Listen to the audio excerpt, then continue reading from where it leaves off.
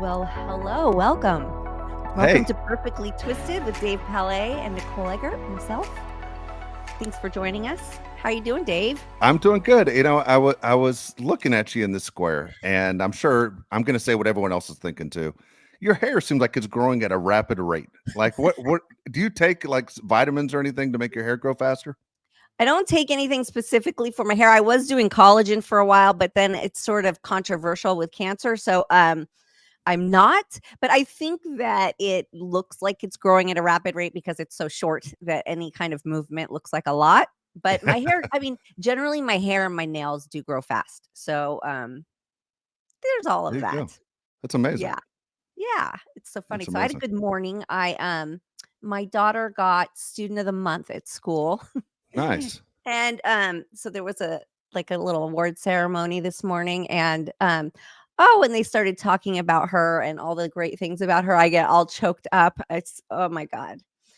It's just great when people see when you're seen, Yeah. she's seen and it just oh, it's so great. She's such a good egg. She's such a good kid. So You that know, was a as a fun morning. Yeah, as a parent, there's nothing better than when someone compliments your child, whether it's good manners, whether, they're a good friend, whatever it is, when someone says something nice about your kid, it always choked me up. My eyes always tear up, but it meant a Yeah. lot to me that, hey, I might be a dirtbag, but at least there's somebody that turned out okay in this house.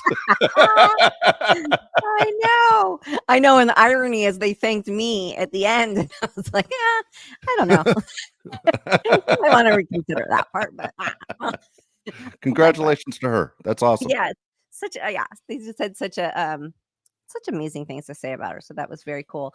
Another fun thing is I've been asked, by both American Cancer Society and, the Susan G. Komen Foundation to come on as an ambassador. And Love it. I'm just really excited because it really gives me a platform where I can talk about the cancer and keep it in its lane. You know what I Yes, mean? Because I don't want to talk about it all the time, and I hate bringing it up, and it's such a downer. So to be able to go to a place where it's like normal conversation is just really neat, and to be able to give back because I want to give back, and I just really didn't know how, and I can't think of two better platforms exactly. than those two. And the Susan G. Komen Foundation, they're amazing because they do a lot more than just raise money. They have a lot to do with a lot of the cures that have come into play and a lot of the actual research. And in fact, they're doing one now that I kind of want to bring up because it's really close to home for me. This trial is for it's for a lot of things, but a main focus is for uh, hormonal. Why the reoccurrence of hormonal cancer, breast cancer, which is what I have, hormonal. So they are doing a program called Share for Cures. And what you do is you go log in if you've been a breast cancer patient and you're over 18. And if you so kindly be a part, you go on. Here's the QR code if you're watching. Cool. If you're not watching and you're listening, you can go to the Susan G. Komen Foundation website and you go under Share for Cures and you just fill out a really short, easy questionnaire. And then they send you a testing kit and it's like a saliva test and it will be used for the research to figure these things out and get more Fantastic. answers. Yeah, it's just the more details we can get, and the more not just how do we cure it, but how do we cure specific kinds, and why do certain kinds come back, and um, just all of that. And so that hits really close home to me because that's what I'm looking at and what I'm dealing with. But I Good for had you. lunch with the CEO of the Komen Foundation, and it was really interesting because they said, "So, what are you doing for work? Are you acting?" And I said, "Are you kidding? Like, is anybody acting? Is anybody working? This industry is just dead." And they laugh because they know, and it is. It's like as soon as I feel like I want to get involved again, it's like everything's at a standstill. And my team that works for me, they're like, there's just nothing going on. There's nothing. So our guest this week, I wanted to bring on because I value his opinion so very much, and I adore him. And he has been our guest before, so I want to welcome Paul Ruddy, who continues to work during all of this. So that is a big testament to his talent. Hi, Paul. Good morning. Great Morning. to see both of you. If you hear a raspiness in my voice, I'm getting over a cold, so forgive me for this. But I'll try to talk without coughing throughout it. Well, at least you get it out of the way early in the season and be done with it. Hopefully. But I'm happy to be here to try to give my whatever insight I have into what's happening in the past year or so in the business. Yeah, let's talk about it because everybody keeps saying to me, "I want to see you back on TV. I want to see you on TV. What are you doing?" And it's like, I'm doing nothing but pestering my manager and my agent, and there's just nothing going on. I am currently a pest. No, you're not. I've been in the industry for 25 years. I've never seen it like this before. This year in particular, I thought that the year last year with the strikes was a very challenging year for everybody. This turned out to be in many ways worse. And I don't think anybody expected it. And I think that's probably one of the reasons why, I have so many people coming up to me going, what's going on? Do you have any special insight into this? And all I can tell you is from, what I've observed and talking to colleagues. And again, this is just sort of my educated opinion based on the years I've been doing this. The strikes had collateral damage. I think what happened was, and I want to preface this by saying I'm very pro-labor. I'm pro-union, but I now look back in hindsight and wonder if they were ill-timed. We were coming out of the pandemic.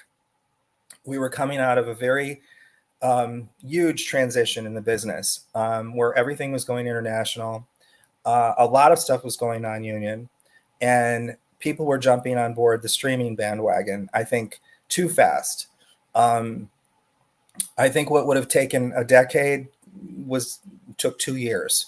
And then I think these companies started realizing, oh, wait a minute, the model that we've been using for the last 80 years, the commercial television model, it was more profitable for us than this new streaming model. And I think they got a false impression of how strong the streaming model was because everybody was trapped in their homes for a couple of years and consuming all this stuff. So I think what was happening was sort of a perfect storm of events. You had the 2 strikes happening. You had the emergence of AI, and you had the industry kind of contracting at the same time. And in a weird way, the strikes gave the business, the studios, the production companies time to reevaluate things and reshape themselves when everybody was on strike. And I mean, I heard many people saying, last year when the strikes were settled, oh, we'll be gangbusters in January. And then it was, oh, it'll be the spring. Oh, it's going to be after the 4th of July. Oh, it'll be after Labor Day. And here we are in the middle of October. It's almost Halloween. And I have pretty much on a daily basis actors calling me going, what's going on? And there's been an expression going around town this last year, survive to 25. And I heard that originally in April from an agent that I'm friends with. And I thought, well, that's really pessimistic and that's ridiculous. It's only April. That things are going to pick up this year. And they really haven't. I also think I'll add this into it. Over the last 5-6 years, we've seen the end of pilot season. And Nicole, you can speak to that too. I mean, you've been in the business a long time. What that was like, pilot season, for many, many decades. Yeah. So yeah, that was for anybody that doesn't know. It's around February. You audition like crazy. Hopefully, test. It's when they're casting all of the shows that are going to air for that season. So it was a very busy time and a very exciting time.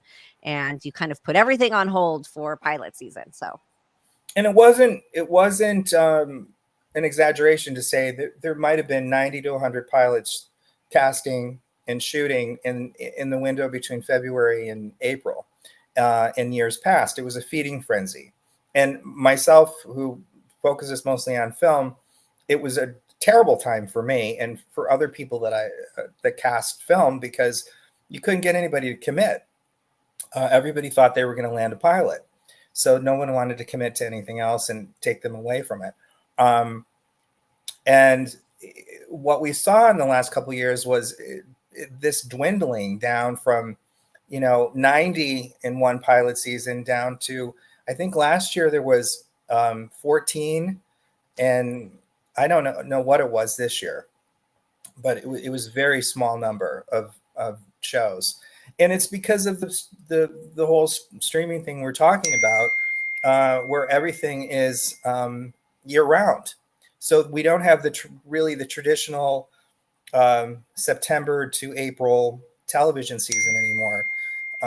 And the networks really aren't ordering that much. There's a lot of reality shows, and they have their staples that they just go to, the Law and Orders and the Chicago Fires and all the Dick Wolf shows, and Dancing with the Stars and stuff like that. So they don't have a lot of slots to fill.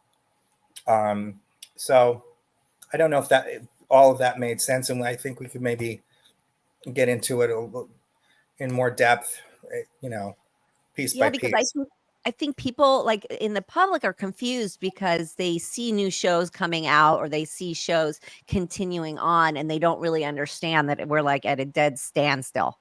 And yes, there's so much reality stuff, and if there is a job, it's like every actor, every A-list actor wants it because they're not working.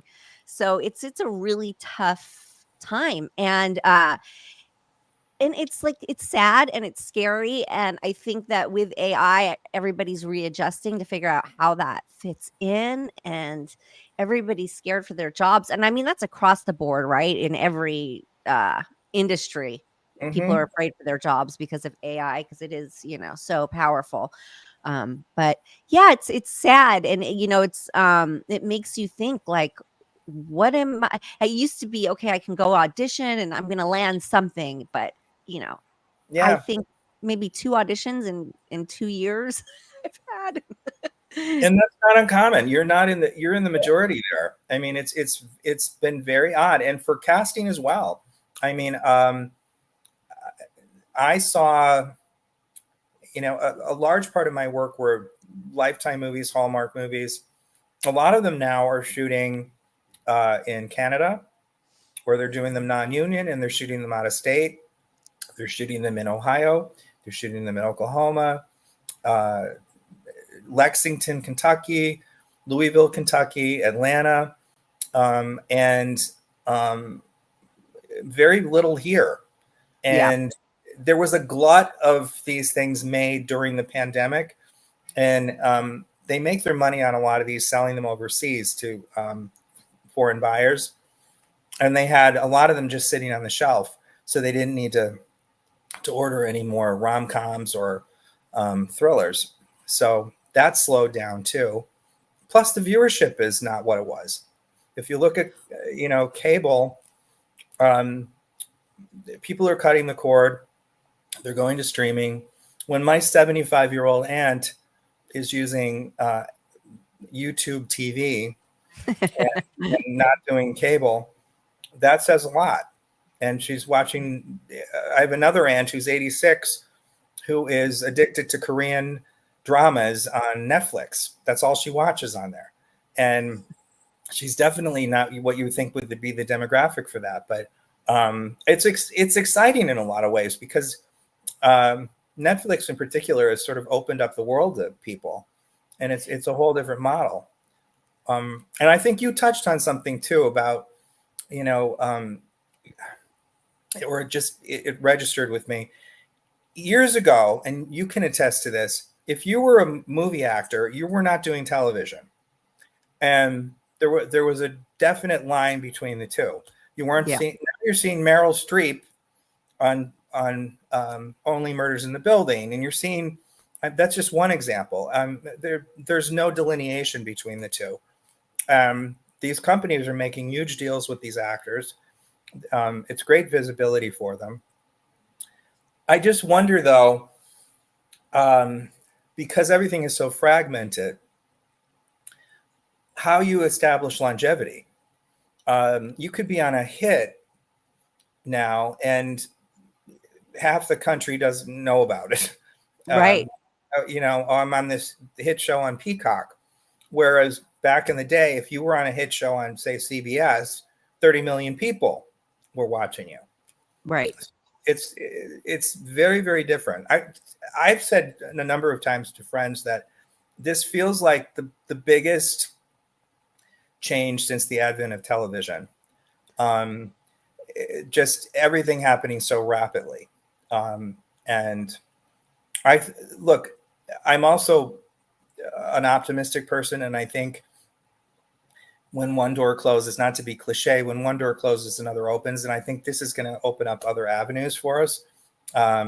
We just haven't figured out what that is yet. Right.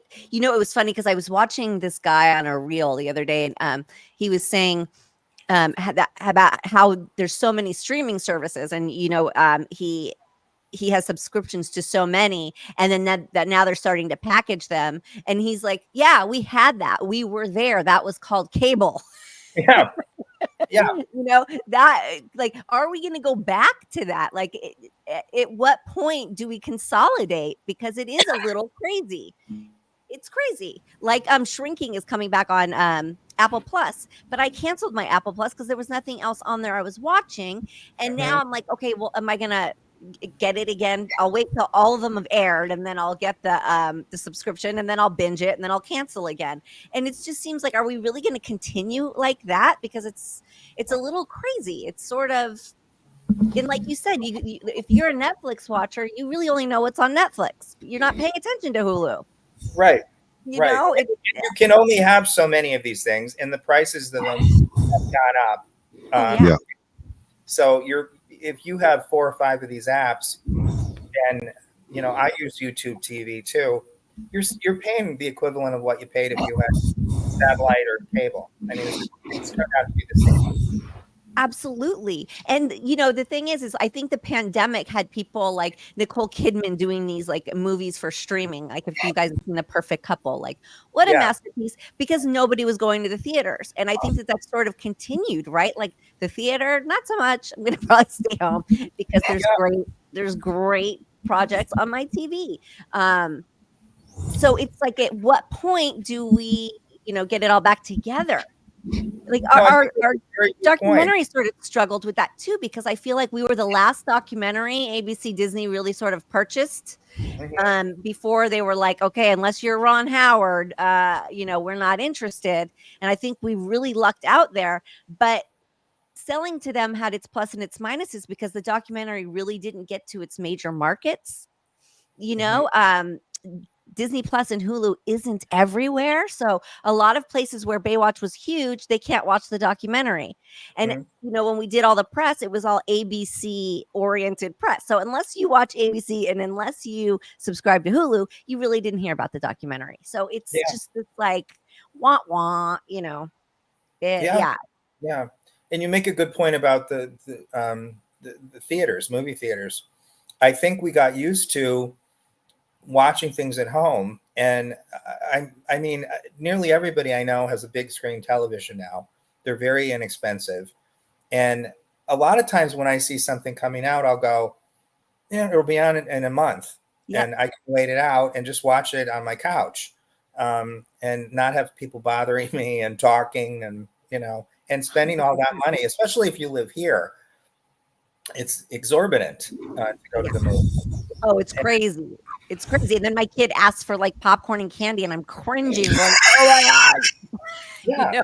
Like, you can spend $100 just going 2 people. Yeah. Very easily. And so, I think that was part of it. As I said before, it's a perfect storm. Um, now, one of the positives that has emerged is in January, I got a call from a line producer that I had worked with for on a number of movies, and she said, "Would you be interested in doing a vertical short?" And I didn't even know what it was. Um, and I said, "Well, yeah, I'd be interested if you could explain to me what that is." You remember a couple of years ago, Jeffrey Katzenberg was launching Quibi, which was just short form content. And Yeah. it was, unfortunately, it launched during the Are you guys hearing that noise? Yeah. Dave, are you heavy breathing in the microphone? I hope not. I think you are. Am I doing my Darth Vader impression? Yeah, I think Oh, so. No, I don't know what okay. it is. I don't know if it was me, but they launched Quibi. I believe it was in April of 2020, and I think that would have worked had it been a different time. But we were all trapped in our homes, and it was designed for people to watch on their mobile devices. Well, that's what these verticals are, and you probably know about them and don't even realize it. If you're on Instagram or Facebook or TikTok, they pop up constantly, and there's various companies. I work with one called Pocket FM, and they are an audiobook company and based out of India, and they're taking the titles of the books and they're creating basically 30-minute short film promos to entice you to get the book. And it's a really very smart sort of cross-pollination. And so they'll take their most successful titles, will turn them into live action little short dramas, and they're meant to be watched. That's what they call them, vertical, because they're meant to be watched on here, on your phone. And they're like mini soap operas. And I've been working with this company since January, and it's been wonderful. We've employed hundreds and hundreds of actors. The pay rates are comparable to what you would get on a TV movie. And they're getting better because these companies are growing, and I think it's the wave of the future. I know Hulu is getting involved in it in some capacity, and I would assume most of the major studios are going to jump on board this because it's basically we're in a TikTok generation. We're in short form, short attention span. And I think it's kind of genius because you can watch that. What they do is they shoot 30-minute to hour-long versions, and they break it up and serialize it. So it gets you to come back each day to watch more segments of it. And there's now young actors that are getting fan bases in this world. And I've had a couple actors say to me, "I don't want to do that." They don't really know what it is yet. And what I've been saying is this genre sort of reminds me of what Hallmark was 20 years ago, where actors did not want to do Hallmark movies. Right. Now everybody wants to do a Hallmark movie. And, so this is something that's exciting. And I think it's something that's going to continue and to employ a lot of people. We're using directors and producers and crews that I've worked with on movies over the years. They're jumping on board. I'm working with 2 companies now that I did Lifetime movies with that are now doing these. And because you can shoot these things in 4 or 5 days, and the production value is very good. And it's just a great opportunity, especially for a younger actor, to get used to being on a set and learning all of that. I think it's exciting. Yeah, and you're getting to do what you love. You're getting to do, that's without a huge commitment.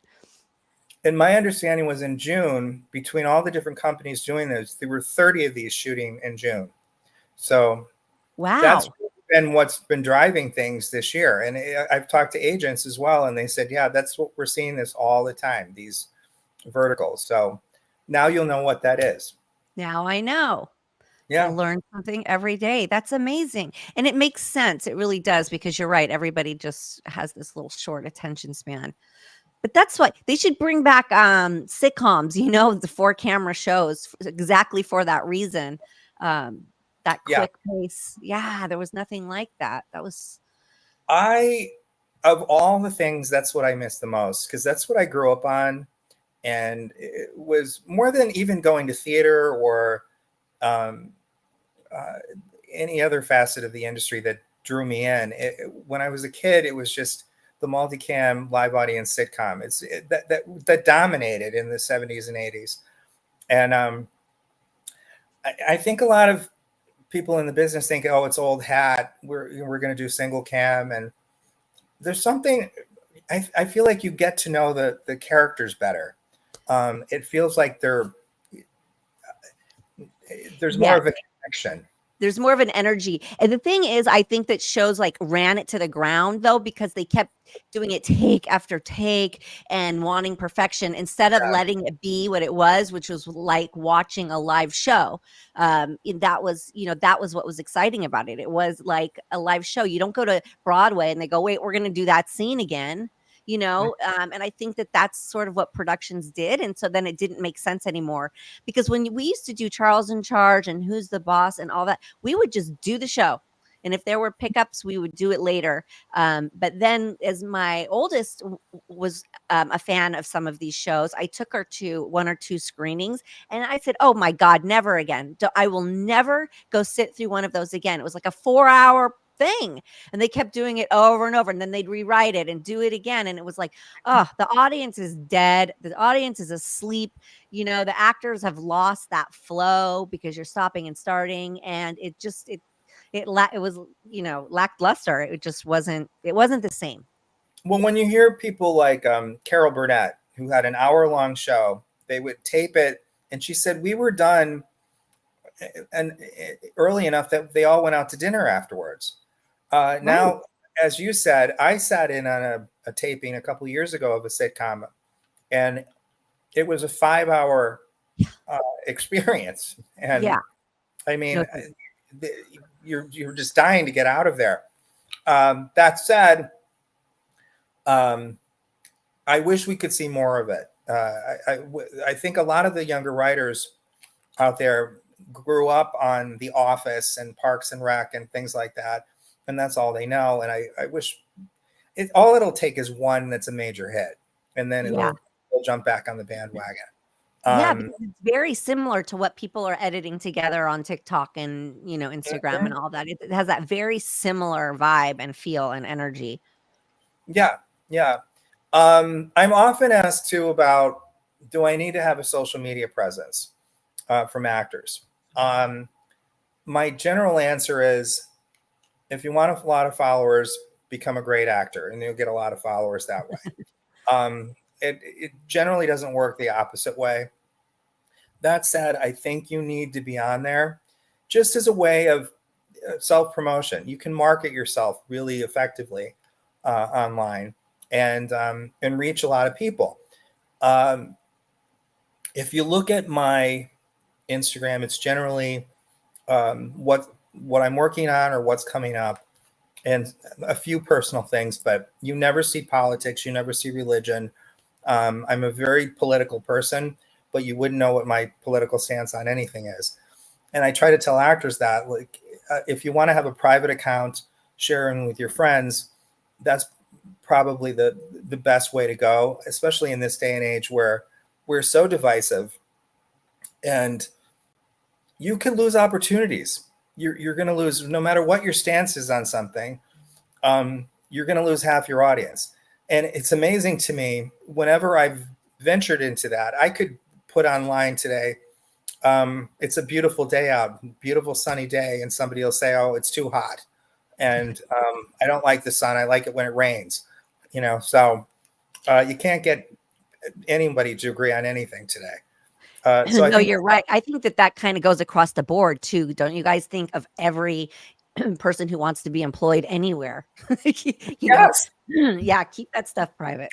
Yeah. I mean, it used to be that that's what we did. We didn't know what our neighbor's political affiliation was. And it's gotten to the point where um, it's kind of ridiculous, and it's anxiety inducing because every time you go on there, you're bombarded with stuff. Um, do you have any other questions for me? You know what? I want to go back to something you said earlier.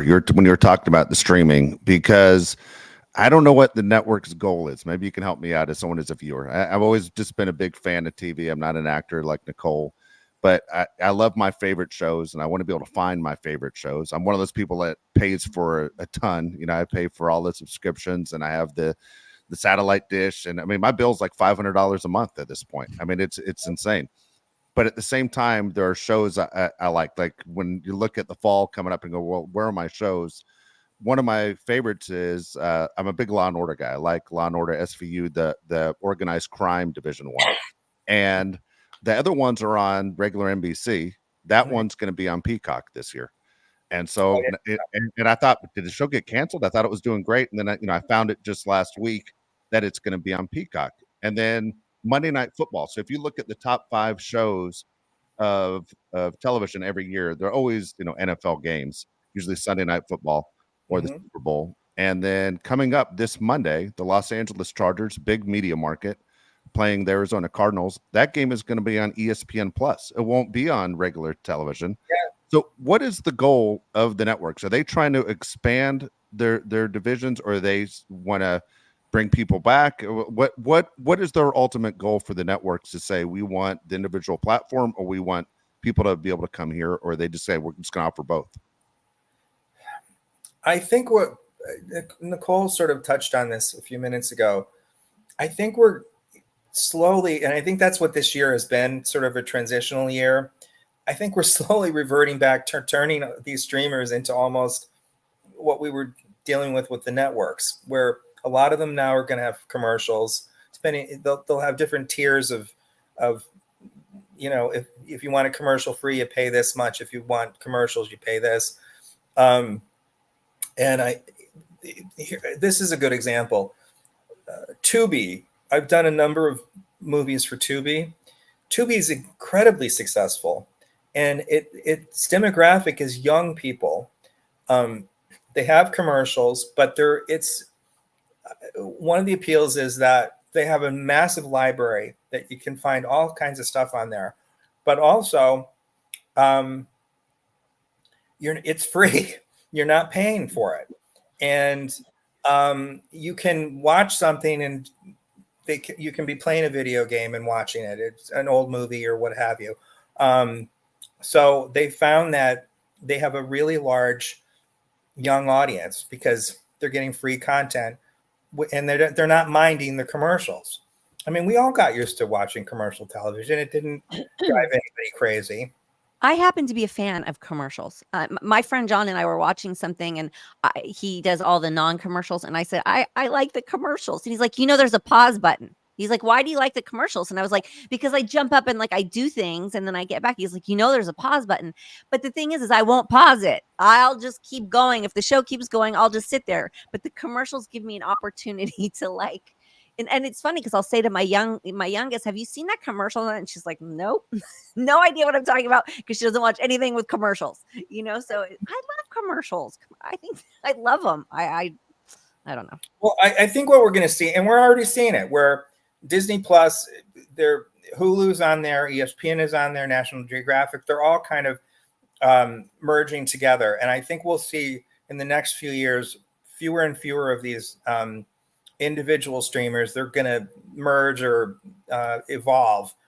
So we'll probably end up with 3 or 4 again, like we did with the networks.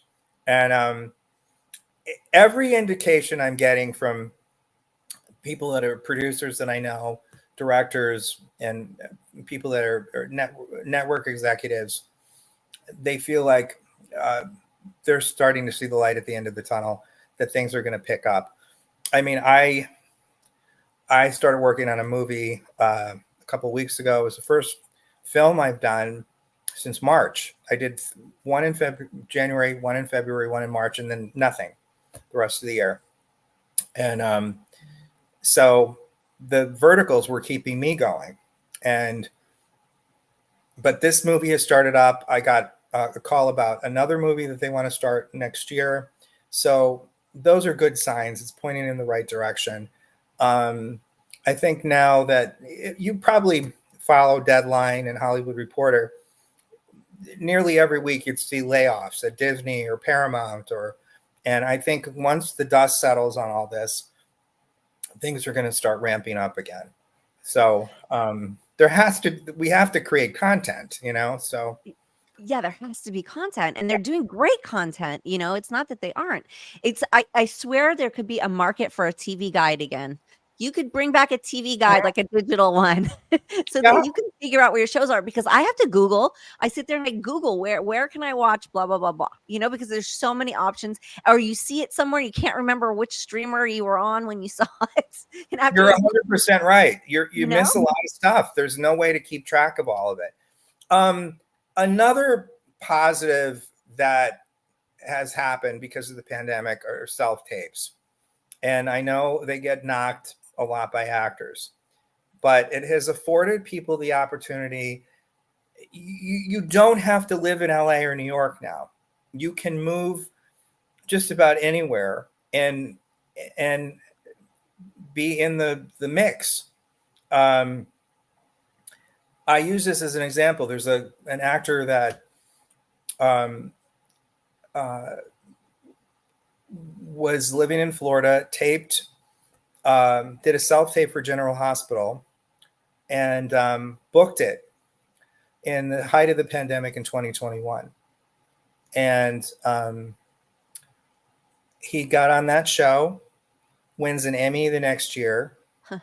I cast him in a film when he had a break from the show, and he just did the Menendez miniseries Monsters. He's playing one. Yeah. Oh, he's fantastic. He's a wonderful actor. Yeah. And but he was in Florida, when he did the tape. That would have been unheard of a few years ago. And I ran into an actor a couple weeks ago, and he and his wife are moving to Oklahoma because they're paying $2,500 a month rent here. Mm-hmm. And they're going to rent a house there for $1,800, a whole house. And he said, I'll take advantage of the market there, because there's a huge market on the East Coast. And, that's kind of exciting. I did my first live auditions in 4.5 years for a film on Monday. Oh my gosh. 4.5 years. The last one was the first week of March of 2020. And it was fascinating because we had 12 actors in for callbacks. They had done self-tapes initially, and then we narrowed it down. And I would say easily half of them, it was their first live audition ever. They had never done a live audition. And they weren't familiar with the etiquette, the protocol. And it was fascinating. And it was eye-opening for me because, number one, they didn't know that they had to sign in. One actor just walked right in the room, and you could see the nerves. And there were benefits of it. We were able to chat with the actors and get a better sense of them and give them redirection. But let's not forget the minuses of this stuff. The nerves that kick in when you walk in the room. The having to drive from Calabasas to Burbank and getting stuck in traffic. Trying to find a place to park. Being late and getting in the waiting room, and you're called right in and you're frazzled. And the one guy brought in his headshot, and he said, "This is the first time I've given anyone a headshot in 5 years." And he said, I had them in a box under my bed, and they were covered with dust. And we were talking about that, how expensive that was. You had to make tons of copies of headshots. Yeah. the money you're spending on gas, and the stress of being in the waiting room with your competition and people psyching you out. And um, it was very interesting. But the fact that so many of them had never done a live audition was just, Yeah, you're like, what world, what planet am I on, right? After so many years of that being the norm. Yeah. That's yeah. I mean, I see plus and minuses to both. I've only done a handful of auditions, so it's not like I've really got the hang of it. But all of those things you mentioned, yes, I to cut that out. The problems I have is like finding somebody to do it with me. Mhm. And finding the time because it sounds a lot easier than it actually is. I feel like finding the right setup and getting the right lighting and like doing it properly in your home, unless you have enough space where you can keep a setup at all times, you've got to like rearrange some furniture. You got to like, make your little space and light it and all of that. And there's work that goes into it. And you are lacking like that energy in the room. But Mhm. it is what it is. And you get to, when you self tape, you get to do it as many times as so you feel comfortable. But then that can be a double-edged sword too, because then I look at my phone and there's like 50 takes and I'm like, oh shit, now I have to watch them all and figure out which ones were the ones that I liked, and then I get so bored of watching myself. So it's Yeah.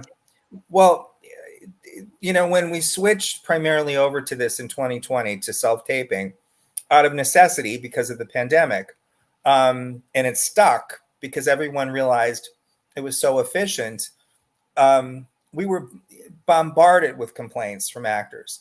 And I heard it a lot during the strike last year when they were implementing self-tape rules and things. But I was saying to a friend last night, I was telling him the story about doing these on Monday and the first time that we were doing them live. And I said, I'm curious if suddenly tomorrow everyone in the business said, we're not doing self-tapes anymore, it's only going to be live auditions. I think the same number of actors would complain. yes. Because they've gotten used to doing this now over the last couple of years. So you can't keep everybody happy. No, 100%. The other thing about self tapes though is like anybody can be on and be like a nice person for a few moments while they're being recorded. You don't Yes, get like the vibe of who the person is like yes, you do when you meet them in person, right? definitely got that the other day. It was a reminder of that. You could vet somebody, and you don't know what take it was that they turned in. It could have been take 20, and we saw that too. We had a couple people that turned in great tapes, but when they came in the room, nerves kicked in or whatever. And with the pace of these films, indie films and television movies generally shoot in 12 to 15 days. You're not doing a David Fincher movie where you have 67 takes. That doesn't happen. It's maybe one or two takes and then you're on to the next setup. But one of the benefits of this on my end is I feel like it's much more equitable. We get to see exponentially more people. For instance, the callbacks the other day was 12 people. That took us, we went from 10 until about 1:30, 2 o'clock by the time it was all done. I can set up 300 people to read. And I'll use this as a specific example. The vertical dramas that I'm doing, we wouldn't have been able to do these 10 years ago if we were doing it the old way, because I'm having to see such a volume of actors because we're doing multiple versions of these things, multiple shows at the same time. And, in a month, we could easily employ like 100 actors. And so you have to cast a wide net. And this enables me to do that. And so when I get a submission in, I don't have to be as selective as I was in days past, where I only had 10 slots that I could fill. And if somebody looks interesting to me, if their resume looks interesting, if their headshot pops out, I'll just set them up. It's, a couple minutes of my time. Yeah. And I found some great people that way. So I think it is advantageous that way. And we've all had to get used to it. I am the least tech savvy person on the planet, but we've had to adapt. I mean, and you pointed out, this isn't just this business, it's every business this is happening in. I mean, you want to talk about AI, we've been witnessing it for years. You walk in Ralph's Market or CVS, there's no checkout people. It's all self-checkout. Yeah. Which, by the way, I hate. That's another, we could do a whole other podcast on that. But that's kind of the way it is. And I remember during the strike last year, I heard a lot of actors shouting that, casting needs to get back into their offices. They need to start bringing people back in the room. We don't have offices anymore for the most part. Right. They don't pay. It used to be the production would pay for your office, or that's not the case anymore. They're not paying for spaces anymore to do auditions. So, no, and rent has gone through the roof, so there's no reason for them to pick that back up either. Right. Like there's no incentive to bring that back. It would be. It really would be crazy. If you're talking about a business that's very cost conscious, that'd be crazy to do that. Yeah. Money that was wasted. So the majority of us casting directors, you're looking. This is my office right here that I'm sitting in. So it's now the drawback to this is when I started in this business, I didn't know anybody. I moved out here from Pennsylvania. I didn't know a soul. All my first friends were people I worked with. And those were the connections that enabled me to, rise up the ladder over the years. And because so much is remote now, I don't know how you would break into the business now. I think it would be far more difficult. Well, yes, because there was a article in the Hollywood Reporter. I was trying to find what it was. The Hollywood Reporter, where they were talking about New Hollywood, and it's all these Insta famous people and TikTok famous people. And I saw Justine Bateman sort of spoke out against it and saying, "This isn't Hollywood. I don't recognize this." So it's just really interesting on what is considered a celebrity. In today's world, but does that transfer over to, are they landing acting gigs, or is this more in the reality realm, right? Well, most of these influencers, and I've been shouting this from the rooftops for the last couple of years, are not pursuing an acting career. They have no interest in it. They're making a fortune Right. and being very successful doing their own thing, whether it be cooking or fashion or makeup or fitness. And I've seen it over the years ago when Vine was the thing. Right. I was casting a film and the producer wanted us to cast Vine stars, and we did, and the movie did no business. There's this misconception that if we get one of these people, it's going to translate into eyeballs, and right, like they're going to bring this huge audience. Yeah. And right.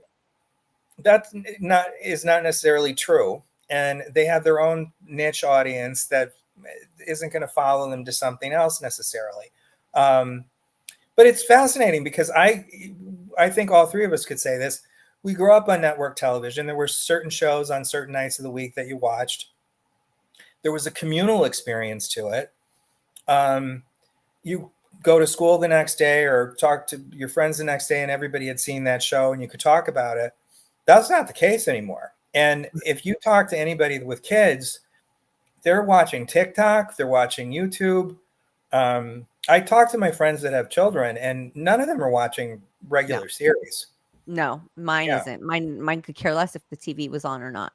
Nope, it's all about TikTok. And I'll say TikTok and celebrities are people who, it's a totally different world. Like to do that branding and to talk about products and that is a full-time job. It is Yeah. seriously. So of course they're not interested. It's like two different things. You can't really do both. There's just not enough energy or time in the day unless you have a whole team of people doing all of this for you.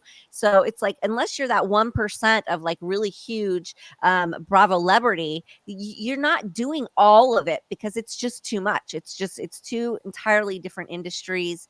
And you kind of have to pick a lane. So I don't know. I'm just hoping that that they just start casting some things. We figure this out. I hope next year is better than this year. And I really want to see it work its kinks out so that we can get back to everybody getting to participate. I really think it will. I really do. As I said a few minutes ago, all signs are sort of pointing in that direction.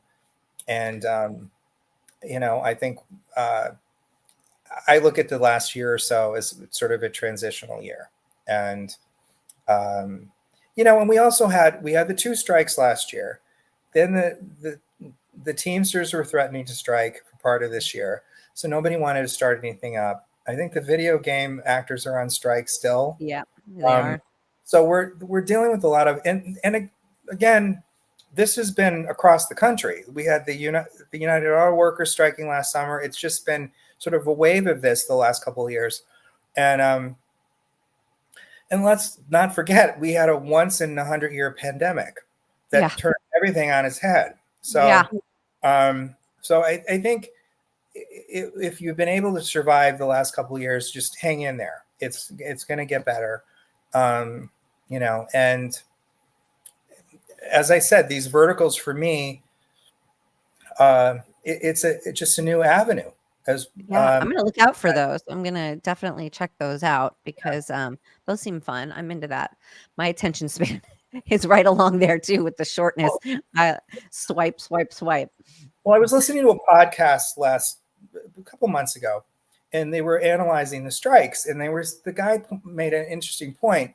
He said, I don't know that they were targeting the right opponent. It wasn't necessarily Bob Iger and the CEOs of these multinational corporations. It was TikTok. It was YouTube. That's where your audience is going. And that was a good point. Yeah. And I don't know if you saw in the news a few weeks ago, they passed legislation that will regulate AI in the state of California. Yeah. Mm-hmm. And I called somebody that's one of the SAG boards, and I said, why wasn't this talked about last year? Maybe to avert a strike, just to say, hey, look, we're working on this with the governor and the legislature to regulate this stuff, instead of putting people in such a panic about it. Because had it happened last year, we may have been able to avoid the strike. Or at least a good part of it, right? Like, a lot of negotiation. To give the actors reassurance that, hey, there's something in motion. Yeah. We're quietly doing this. But I don't recall hearing about it last year. No, not at all. It was this frenzy, like you said. And it's good to know that it's going to be regulated, and it's still going to be interesting to see where it goes. But thank you for coming on and clearing things up and bringing knowledge on all of us. And like I said, you've continued to work, and that's such a testament to who you are and how good you are at your job. And thanks for sharing with us. It's wonderful to see both of you. Thanks, Paul. Thanks for having me. Okay, I'll talk soon. That was interesting. I mean, got a lot of things, got a lot of questions out of the way. That was pretty cool. Yeah. I mean, it's such a weird industry right now. So, the reason we're not working is because there's no work. So you're tired of being asked about it. Don't ask me anymore. It's so, and it's, like people like myself, we are panicked. It's a panicky thing. Can you imagine if you want to work and whatever your trade is just not hiring? Like suddenly they're not hiring architects, or like you have to pivot, and it's like, well, what do you do? So there's just a lot of unease. So I can imagine. Yeah, hopefully good things to come for sure. for sure. Yeah. There you go. I know the show's we went long with Paul right there. What we'll do is we're going to save the 5 questions for next week. Again, if you want to get a question on the show, please feel free to write in. Go to perfectlytwistedpod.com, go to Nicole's mailbag. Please send those in, and we're happy to read them on the show. But otherwise, can't thank Paul enough. That was great. Yeah, he's great. He's always a wealth of knowledge. Absolutely. Okay, so give us a like if you haven't already, and have a great week, and we shall see you next week.